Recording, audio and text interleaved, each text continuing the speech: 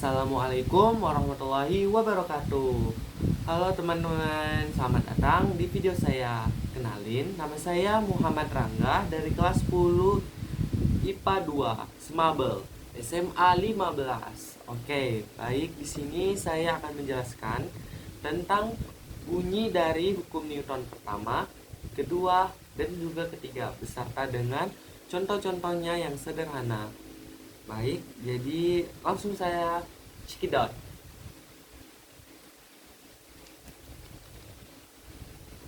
Oke. Sip. Oke, jadi saya akan menjelaskan pertama bunyi dari hukum Newton yang pertama dulu. Oke. Jadi bunyi dari hukum Newton yang pertama adalah hukum Newton pertama menyatakan apabila resultan gaya yang bekerja pada suatu benda sama dengan nol dan tidak ada gaya yang bekerja pada benda tersebut, maka benda akan bergerak terus dengan kelajuan yang sama atau konstan atau juga tetap diam. Jadi jika ada benda yang memiliki kelajuan yang sama dan diberikan resultan gaya yang sama dengan nol, maka benda tersebut akan terus jalan. Dan kalau ada benda yang diam dan diberikan resultan gaya yang sama dengan nol, benda tersebut akan tetap diam. Jadi hukum Newton pertama ini juga sering disebut dengan hukum kelembaban. Apa sih kelembaban itu? Kelembaban adalah sifat dasar dari sebuah benda, yaitu benda akan mempertahankan keadaannya. Lalu saya akan memberikan satu contoh dari hukum Newton pertama, yaitu saat berkendara di mobil. Apakah kalian lihat? Oke, ini hukum Newton yang pertama ya. Oke, saat kalian berada di dalam mobil, ini ceritanya lagi jalan, ini angin-anginnya.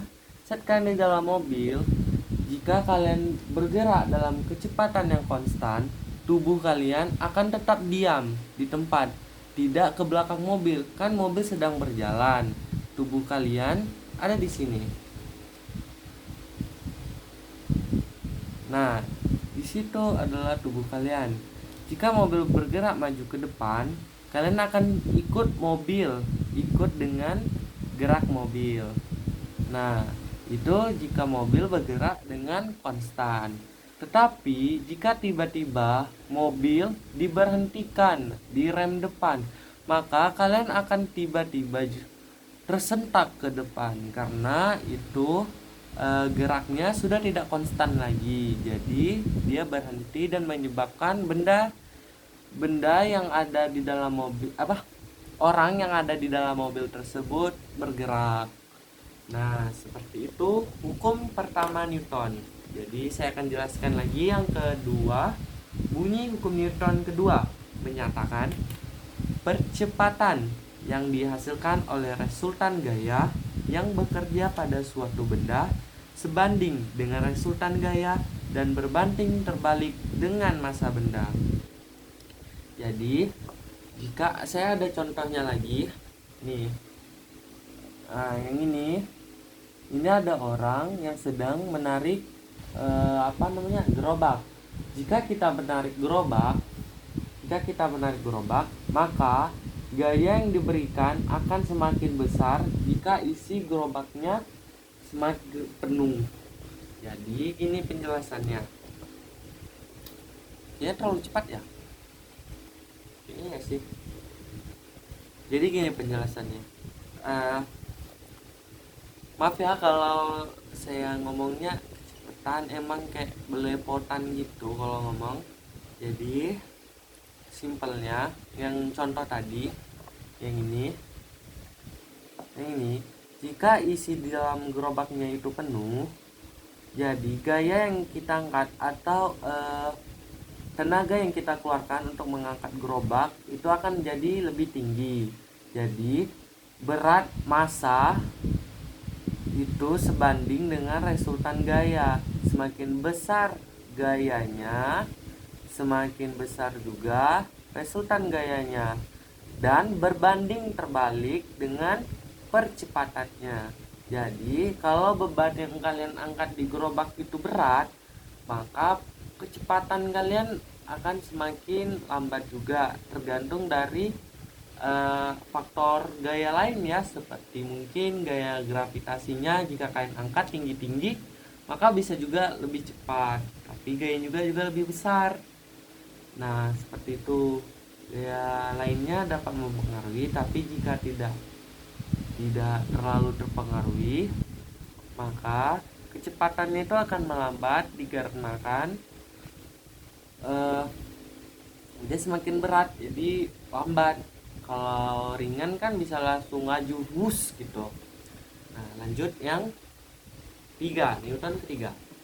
Hukum Newton ketiga menyatakan jika benda pertama mengerjakan gaya pada benda kedua akan mengerjakan gaya pada benda pertama sama besar, tetapi berbalik, arahnya berlawanan arah.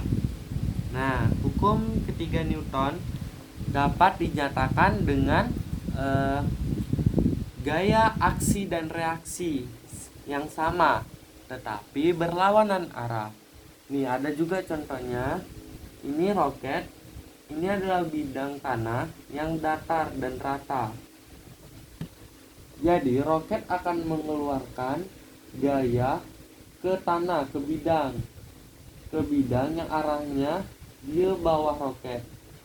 Dan itu adalah aksi. Dan hasil dari aksi tersebut akan sama besarnya dengan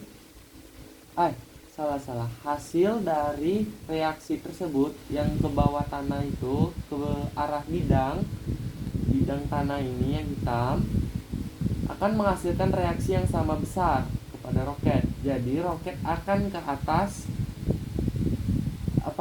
arah dari reaksi akan ke atas dan aksi akan ke bawah karena mereka berlawan arah. Tetapi jumlah gayanya, aksi dan reaksi sama. Dan seperti itu saja penjelasan saya. Saya akhiri, mudahan dapat dimengerti oleh teman-teman semua. Wassalamualaikum warahmatullahi wabarakatuh. Dadah. Kembali. Dadah.